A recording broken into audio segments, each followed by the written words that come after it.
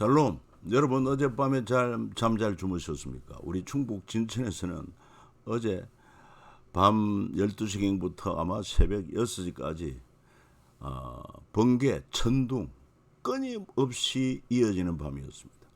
잠을 제대로 잘 수 없을 정도였어요. 거기에 비해서 비는 많이 오지 않았기 때문에 비 피해는 별로 없었습니다만은 아마도 입출 지나고 이제 가을의 문턱에서 여름의 마지막 몸부림이랄까. 참 금년도 여름은 너무나도 무더웠고 또 너무나도 많은 피해를 준 것 같아서 유감이 많습니다. 그러나 이 모든 것은 또 지나가는 건 아니겠습니까? 자, 그 가운데 우리는 통성경 길라잡이 과정 또 계속 하도록 하겠습니다. 모처럼 우리 통성경 길라잡이 노래 한번 하면 어떻겠습니까? 저도 잘 모르겠습니다만은 하나님의 마음 열방을 향한 꿈 만나 세대 신앙 개성 천년 모범 마음과 지혜 사랑해 줄 사명해 줄 절망 앞에선 희망 징계 희망의 디딤돌 재그은 공동체 어떻게 와 이렇게 사이 기쁨 위한 탄생 한 영혼 사랑 용서를 향한 열정 영광과 평화로의 초대 열리는 제자시대 경계를 넘어선 복음의 확장 준비된 멸류가 남겨진 부탁 선한 싸움을 위한 편지 미리 받은 성리의 노래 감사합니다. 자, 다음은 이제 오늘 우리가 공부할 것은 말이죠. 페르시아 7권 마지막 고백과 침묵 말라기죠. 말라기. 구약 성경 마지막 책이 말라기입니다.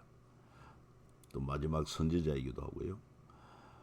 내용은 하나님과 이스라엘의 슬픈 대화, 제사장들과 백성의 범죄, 하나님의 침묵 이런 내용이 되겠습니다. 먼저 이 말라기서 개요를 좀 말씀드린다면은 주전 400년경 말라기가 기록했는데 그 히브리의 뜻은 뭐냐? 나의 사자, 전령자 이런 뜻을 가지고 있고 기록 대상은 포로에서 귀환한 유대인들 1, 2, 3차를 통해서 귀환했습니다.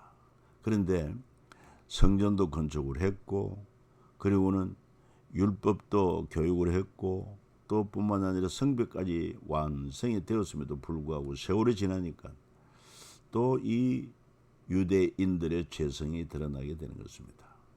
그래서 이 말라기에서의 핵심 단어라면은 하나님의 사랑. 그런데 인간들은 어떻게 우리를 사랑했는가 반문하고 있고 핵심 내용은요. 하나님을 경외하지 않고 형식적 신앙에 빠진 이스라엘에게 여호와의 날이 올 것을 예언하고 있습니다.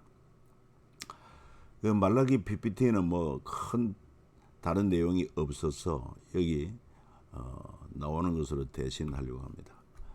말라기에 나타난 하나님의 답답한 마음을 우리가 읽을 수 있습니다. 말라기서 55구절 중 47구절이 하나님께서 말씀하신 것인데 이 비율은 모든 예언서 중 가장 높은 비율이다. 이 말라기서의 특징입니다. 그러니까 그 많은 내용 가운데 하나님이 직접 말씀하신 것이 85.4%. 이게 하나님의 답답한 마음을 표현하고 있다는 것을 기억하면 되겠습니다. 그리고 말라기서에는 하나님과 이스라엘의 슬픈 대화가 있습니다. 하나님 당신은 우리를 향한 사랑을 고백하며 내가 너희를 사랑하였노라. 그러나 이스라엘 백성은 질문하기를 주께서 어떻게 우리를 사랑하셨나이까. 마음이 빠져버린 형식적 제사를 드리는 이스라엘을 우리는 볼 수가 있습니다. 하나님은 그 사랑이 영원한 사랑입니다. 오늘 우리에게도 동일하게 내가 너희를 사랑하였노라 하는데 오늘 저와 여러분들의 답은 무엇이겠습니까? 내 형편처지를 생각하면서 주께서 우리를 어떻게 사랑했습니까? 사랑한 증거가 무엇입니까? 이렇게 반문하겠습니까?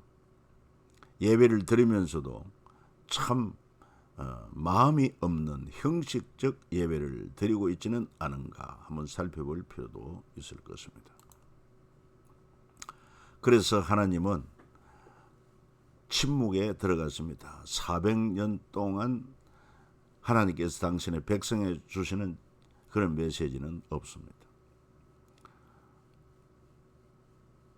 하나님의 대답, 마음과 형식이 하나로 드러난 사건이 바로 400년 후에 그 아들 예수 그리스도를 십자가에 내어주신 사랑으로 나타납니다. 같이 한번 읽어봐요. 하나님이 세상을 이처럼 사랑하사 독생자를 주셨으니 이는 그를 믿는 자마다 멸망하지 않고 영생을 얻게 하려 하심이라. 그렇습니다. 그래서 하나님에 대한 당시 종교 지도자들의 향변은 어떻게 우리를 사랑했습니까? 어떻게 주의 이름을 우리가 멸시했습니까? 어떻게 우리가 주를 괴롭게 했습니까? 어떻게 우리가 죽게 돌아가리까? 거기에 대해서 하나님은 말라기 3장 9절에 말합니다. 너희가 곧 온 나라가 나의 것을 도둑질하였으므로 너희가 저주를 받았느니라. 너희가 나의 것을 도둑질하였으므로 너희가 저주를 받았다. 하나님의 것 무엇이겠습니까? 하나님의 주권을 범하는 것입니다. 모든 것이 하나님의 것입니다. 우리의 하나님이 주신 소득도 하나님의 것입니다. 그래서 열의 하나를 하나님이 구별하여 내 것이라. 그럼에도 불구하고 이것을 내 마음대로 남용을 해버리면 도둑질이 되고 마는 것입니다. 그래서 저주가 되는 것입니다. 그리고 하나님의 뜻입니다. 하나님이 주권자입니다. 그런데 우리가 하나님의 뜻을 저버리고 내 뜻대로 내 고집대로 하는 것도 역시 하나님의 것을 도둑질한 것이라고 볼 수가 있을 것입니다. 자, 아울러서 저들은 마음 없는 형식주의에 빠져버린 것을 우리가 말라기에서 봅니다.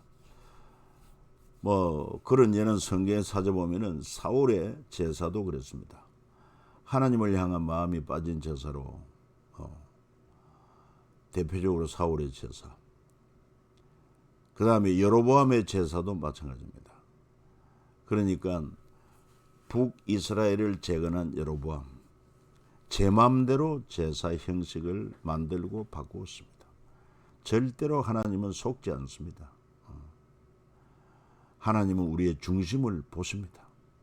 그 중심에서 정말 하나님을 사랑하고 경외함으로 참 믿음으로 예배를 드리는 것과 그렇지 않은 것 우리 주님은 다 아십니다. 여러분도 알지 않습니까? 이사야, 미가, 아모스, 호세아의 비판, 이 선지자들이 마음 빠진 형식적인 제사를 책망하고 있습니다. 너희가 내 앞에 보이러 오니 이것을 누가 너희에게 요구하였느냐? 내 마당만 밟을 뿐이니라. 헛된 재물을 다시 가져오지 몰라. 분향은 내가 가장 여기는 바요. 월삭과 안식일과 대회로 모이는 것도 그러하니 성애와 아울러 악을 행하는 것을 내가 견디지 못하겠노라. 하나님의 마음을 선지자들이 이렇게 책망을 했습니다. 에스라와 느헤미야도 비판합니다. 마음 빠진 안식일을 비판했죠. 또 말라기의 비판, 마음 빠진 형식적인 제사를 비판하고 있습니다. 너희가 눈먼 희생 제물을 바치는 것이 어찌 악하지 아니하며 저는 것 병든 것을 드리는 것이 어찌 악하지 아니하냐. 이제 그것을 너희 총독에게 드려보라. 그가 너를 기뻐하겠으면 너를 받아주겠느냐. 여러분, 우리도 오늘 신앙생활하면서 마음 없는 형식적인 거, 예배나 봉사나 헌신하는 거, 이 점을 우리가 좀 한번 깊이 살펴야 될 것 같습니다.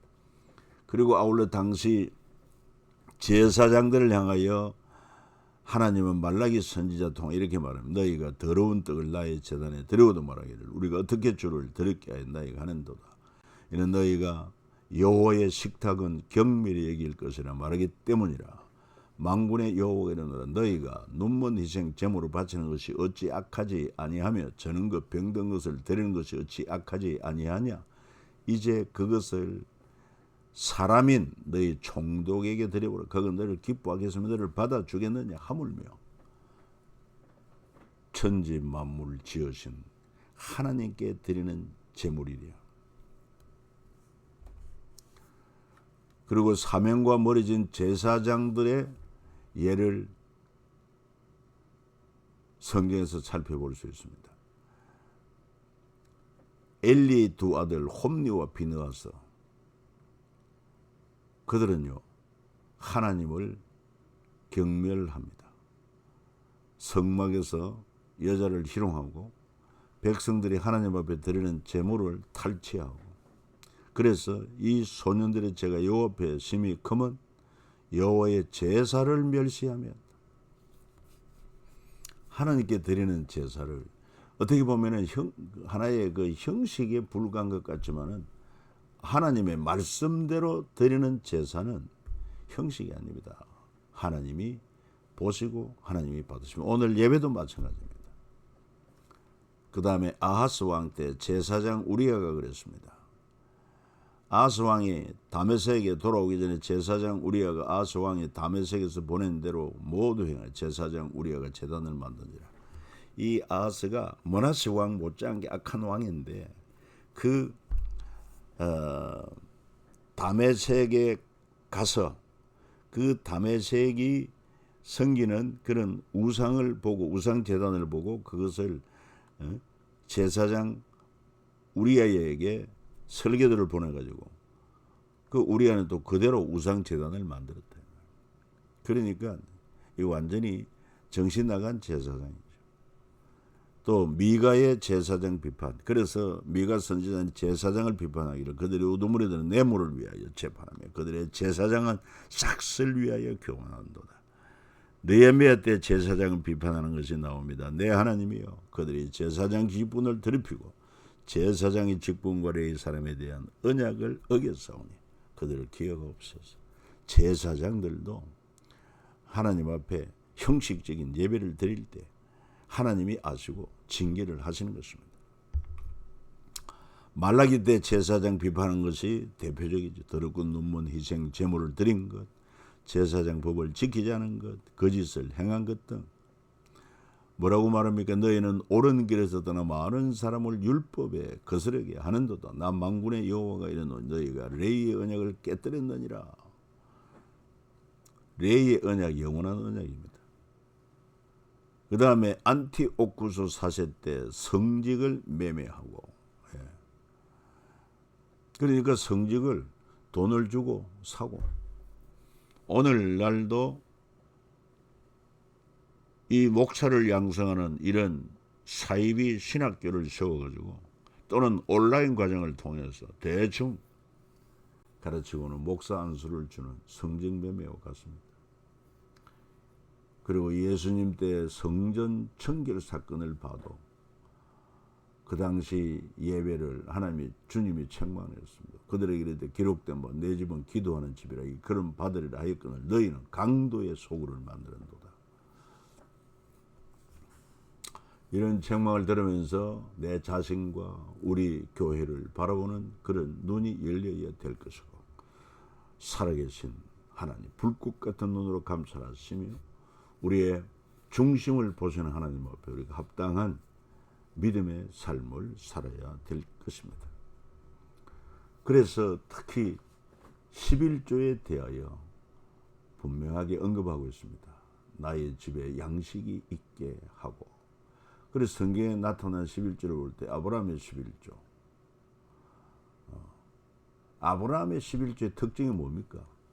율법은 모세 때 줬는데 율법 있기도 전에 아브라함은 믿음으로 11조를 드렸습니다. 뭐 어떤 이는 구약에 이제 율법이 폐하여져서니 신약 시대에는 뭐 11조 하지 않아도 된다. 그렇지 않죠. 모세 율법 때 이제 확실하게 이제 법을 성문화했다고 볼 수 있죠. 너희는 너희 하나님 여호와께 자기 이름을 두시르게 택하실 그곳으로 내가 명령하는 것을 모두 가지고 갈지니고 너희의 번제와 너희 희생과 너희 11조와 너희 손의 거제와 너희가 여호와께 성하는 모든 아름다운 선물을 가져가라. 다윗의 예물, 그는 정말 하나님을 사랑하고 경외함으로 힘을 다했고 아낌없이 드렸습니다. 어마어마한 사유 재산을 드렸어요. 이 땅에 쌓아둔 것은 내 것이 아닙니다. 그러나 이것을 주님과 주님의 복음을 위하여 몸된 교회를 위하여 하나님의 뜻대로 사용한 것 전부 다 하늘에 내 보화가 돼 영원한 내 소유가 된다. 히스기야의 개혁 때 개혁으로 말미암아 왕이 명령대로 곧 이스라엘 자손의 곡식 포도주 기름과 꿀과 밭의 모든 소산의 열매들을 풍성히 드리고 또 모든 것에 11조를 많이 가져왔다. 이렇게 변화가 일어나는 것입니다. 느헤미야 때도 우리 산물의 11조를 레위 사람들에게 주리라 하였나니 이 레위 사람은 우리의 모든 성읍에 산물의 11조를 받는 자임이며. 그래서 오늘 우리가 말라기서를 공부하는데 말라기서의 11조 비판 한 번 더 읽어요. 사람이 어찌 하나님의 것을 도둑질하겠느냐. 하나님의 것이 있습니다. 열애하는 내 것이다. 그러나 너희는 나의 것을 도둑질하고도 말하기를 우리가 어떻게 주의 것을 도둑질하였나이까 하는도다. 이는 곧 11조와 봉헌물이라. 여기서 11조는 소득의 열의 하나라고 하면은 봉헌물은 마땅히 하나님 앞에 드려야 될 감사 예물이라든지 기타 예물들입니다. 너희 곧 온 나라가 나의 것을 도둑질하였으면 너희가 저주를 받았느니라. 만군의 여호와가 이르노라. 너희의 온전한 11조를 창고에 들여. 온전한 11조. 예수님이 마태복음에서도 말씀했습니다. 의와 인과 신을 저버린 그거는 온전한 11조가 아니다. 의로운 11조, 믿음의 11조, 그 다음에 자비의 11조. 그렇습니다. 예를 들어서 내 집에 일한 자의 삭슬 주지 아니하고 나는 내 소득의 11조를 드렸다고 하면 그거는 의와 인과 신이 빠져버린 11조가 될 것입니다. 그래서 온전한 11조 창고에 들여 나의 집에 양식이 있게 하고 그것으로 나를 시험하여 내가 하늘 문을 열고 너에게 복을 쌓을 곳이 없도록 붙지 아니하나 보라. 아멘. 여러분 이처럼 명백한 하나님의 것 11조를 드림으로 말미암아 온전한 11조를 드림으로 하나님께서 이런 복을 약속했는데 이 말씀을 여러분 따르겠습니까? 아니면은 인본주의 입장에서 지금 신약 시대는 은혜 시대다. 구약처럼 율법의 시대가 아니다. 율법은 폐하여졌다. 고로 11조도 하지 않아도 된다 하면서 우리의 욕심을 부추기는 그런 인본주의 여러분 지도를 받겠습니까? 아니면 하나님의 말씀 그대로 우리가 믿고 순종하겠습니까? 선택을 해야 할 것입니다. 11조를 드림이 얼마나 우리에게 복된지 몰라요. 예수님의 11조 비판 나오지 않습니까? 화 있을진저 너희 바리새인 너희가 박하와 온양과 모든 채소의 11조는 드리되 더 중한 공의와 하나님께 대한 사랑은 버리는도다. 그러나 이것도 행하고 저것도 버리지 말아야 할지니라. 공의와 하나님에 대한 사랑 이렇게 나옵니다만은 의와 인과 신으로도 오히려 표현을 했던 것을 알 수가 있습니다. 그러니까 정말 이것은 그 믿음의 사람들이 믿음의 나라가 하나님 앞에 11조를 온전히 할 때 하나님께서 얼마나 그 나라를 번성케 또 그 사람들을 번성케 하셨는가 하는 것을 역사를 통해서도 알 수가 있어요. 땅에 아무리 쌓아도 제것 아닙니다. 그러나 하늘의 보화를 쌓으면은 그것은 영원히 없어지지 아니하는 나의 보화가 되고 또 하나님께 드린 것으로 말미암아 선한 열매가 많이 맺어지는 것이 또한 나에게 복이 된다는 사실도 기억해야 될 것입니다. 하나님 침묵하실 때였습니다. 다윗 앞에서도 침묵을 하십니다. 여호와여 어느 때까지니까 나를 영원히 잊으시나이까 주의 얼굴을 나에게서 어느 때까지 숨기시겠나이까. 사울에게 쫓겨서 그 10여 년 동안 도피 생활을 하는 가운데 다윗의 고백입니다. 하박국 때도 하나님의 침묵이 있었습니다. 여호와여 내가 부르짖어도 주께서 듣지 아니하시니 어느 때까지리까. 하나님의 뜻이죠. 예수님도 하나님의 침묵을 경험합니다. 예수께서 크게 소리질러 이르시되 엘리 엘리 라마 사박다니 하시니 이런 곳 하나님 나의 하나님 어찌하여 나를 버리셨나이까. 무엇보다도 우리 주님께서 십자가를 지지 않고 지나가게 해달라고 3번이나 강구했지만 하나님은 침묵하지 않으셨습니다. 자, 드디어 1500년 사랑의 아쉬움, 다시 그 사랑 침묵으로 마음속에 담아가다. 그래서 하나님은 말라기를 통해서 엘리야를 약속하신 말라기 4장 5절 6절에 보라 여호와의 크고 두려운 날이 이르겠잖아. 내가 선지자 엘리야를 너희에게 보내니 그가 아버지 마음을 자녀에게로 돌이키게 하고 자녀들의 마음을 그들의 아버지에게로 돌이키게 하리라. 오리라 한 엘리야가 바로 예수님의 세례 요한이라고 말씀한 것을 알 수 있습니다. 그래서 400년 침묵 후에 세례 요한이 등장하죠. 광야에 외치는 자의 소리가 있어 이르되 너희는 주의 길을 예배하라. 그가 오실 길을 곧게 하라 하였느니라. 회개하라 천국이 가까이 왔느니라. 세례 요한이 외치죠.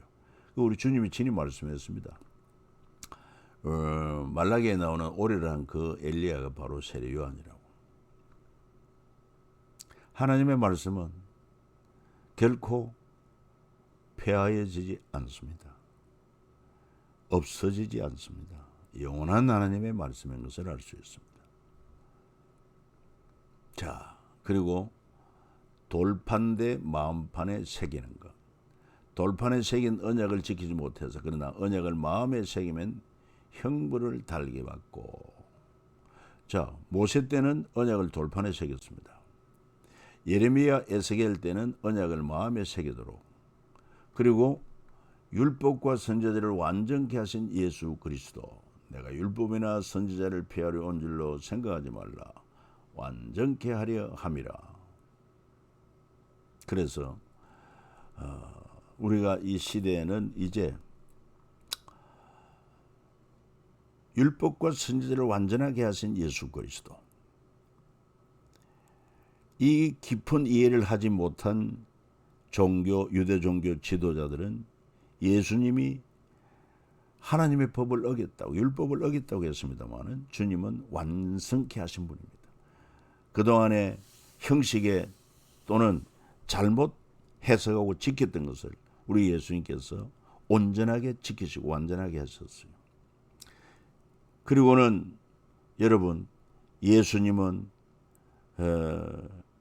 이 모든 율법의 완성으로서 십자가에 못 박혀 피 흘려 죽으심으로 우리 죄를 단번에 영원히 해결한 것입니다. 더 이상 구약의 제사가 필요 없어요. 이걸 완전케 하는 것입니다. 그리고는 죄로 인한 죽음 문제 해결하지 않습니까? 부활로.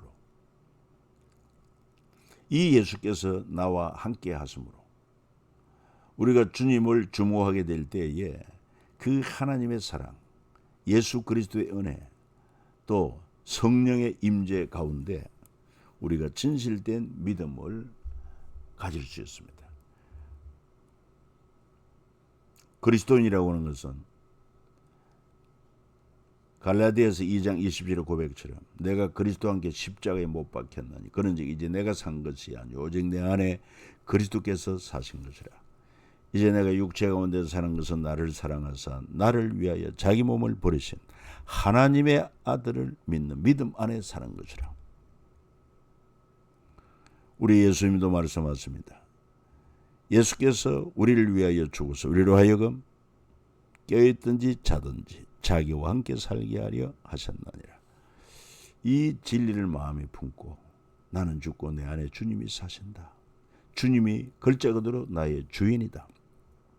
믿음의 주여 온전케 하시는 예수를 바라보므로 여러분 어떤 시험 유혹도 이기고 환난과 또 핍박과 그리고 괴로움도 고난도 이길 수가 있습니다. 여러분이 진정한 예수와 함께 진정한 성리자라고 하는 것을 기억해야 될 것입니다. 비단 재벌이 아니라도, 그리고 유명 인사가 아니라도, 그리고 평범한 삶을 산다 할지라도 때로는 손해본 것 같지만 여러분, 예수 그리스도와 함께 우리는 죽음을 이기고 죄를 이기고 그리고는 영원한 하나님의 나라에서 영생 복락 누릴 자로 확실하게 보장된 사람들, 이걸 생각하게 될 때 현재 여러분들이 어떤 형편에 있더라도 여러분은 이겨내는 것입니다. 극복하는 것입니다. 좌절하지 않습니다. 낙심하지 않습니다. 믿음의 주요 또 온전케 하시는 예수를 바라보는 진실된 믿음의 삶을 살아가는 우리 모두가 되기를 축복합니다. 감사합니다. 다음 시간에 다시 만나도록 하겠습니다.